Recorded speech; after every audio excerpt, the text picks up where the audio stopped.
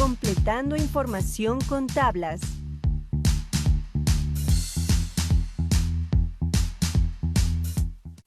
Bienvenidas y bienvenidos, niñas y niños de quinto grado. Esto es Aprende en Casa por Televisión en Línea. Yo soy Ana Cristina Olvera y hoy estoy con la maestra Edna Chávez, quien viene a exponernos un tema muy interesante de la asignatura Lengua Materna Español. Bienvenida, maestra, ¿cómo está? Muy bien, Ana. Qué bueno. ¿Qué tema viene a exponernos hoy? Bueno, el día de hoy vamos a trabajar con la tabla de datos y gráficas de frecuencia. Para ello, primero tenemos que saber cómo obtener los datos. Para poder obtener los datos, se tiene que trabajar con encuestas, con entrevistas y con algunas actividades de observación. Pero para todo esto, ¿qué son las tablas? Bueno, una tabla es una herramienta para organizar información que utiliza datos. Como en el ejemplo que podemos observar, tenemos una tabla en la cual tiene dos columnas y en cada columna tiene unos datos. La primera es los datos que queremos conocer y en este caso la pregunta de la encuesta. ¿Qué deporte le gusta a mis niños y niñas de quinto B? Y en la segunda columna tenemos la cantidad de niños y niñas entrevistadas y la respuesta que ellos nos dieron. Y bueno, ¿qué es la frecuencia? La frecuencia es la muestra, el número que se repite varias veces en un dato específico. ¿Cómo ves, Ana? Muy interesante, maestra. Ok, vamos a trabajar ahora con lo que es una gráfica. ¿Qué es una gráfica? Es una representación de datos por medio de líneas. En este caso podemos ver que en el plano cartesiano tenemos el eje de las Y y el eje de las X. En el eje de las Y vamos a poner el número de entrevistados, que sería la frecuencia. Y en el eje de las X tenemos la pregunta de nuestra encuesta. ¿Qué deporte es de su preferencia? Los invito a ver el video con Sábelo Todo. Es muy sencillo aprender, saber de todo debe ser. Saberlo todo, fantástico y divertido es. Saberlo todo.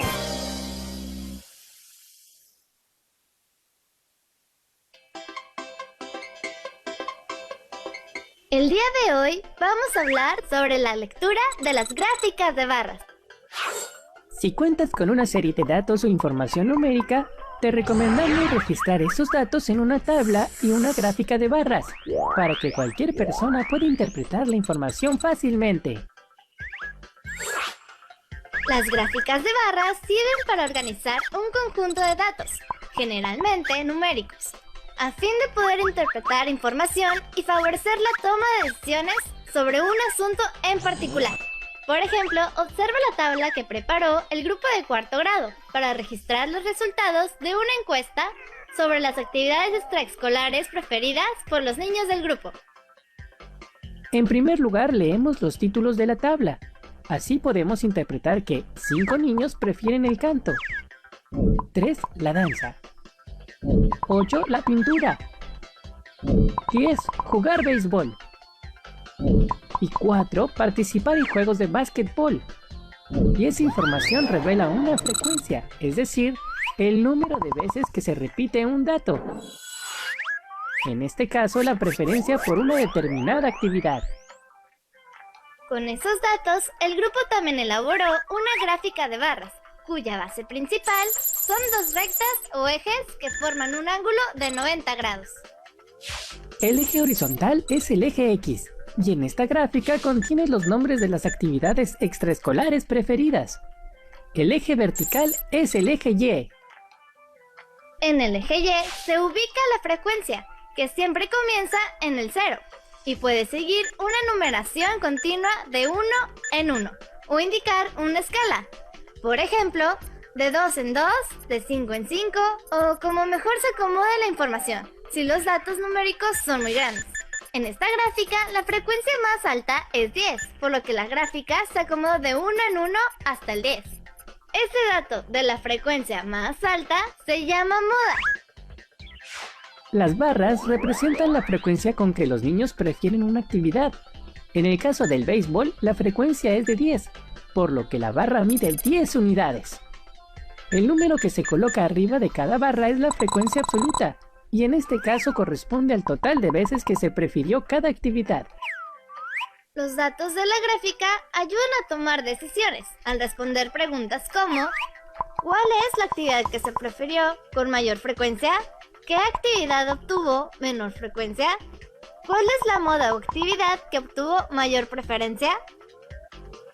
Al analizar las respuestas a preguntas como las anteriores, se puede tomar una decisión sobre la actividad que podría elegirse para el grupo, considerando la de mayor frecuencia. Así, en cuanto leemos la gráfica, sabemos que el béisbol es la actividad con mayor aceptación entre los niños. Este ejemplo de Sabelotodo fue muy ilustrativo, maestra, para entender este concepto. Sin embargo, también los libros de texto nos pueden servir. ¿Qué tal que nos explica la página 144? Claro que sí. Vamos a trabajar el día de hoy con la página 144 de su libro de texto. En esta tabla podemos observar el número progresivo, el 1, 2, 3, 4.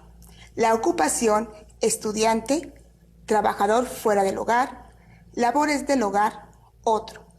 La frecuencia, 24, 36, 10, 2.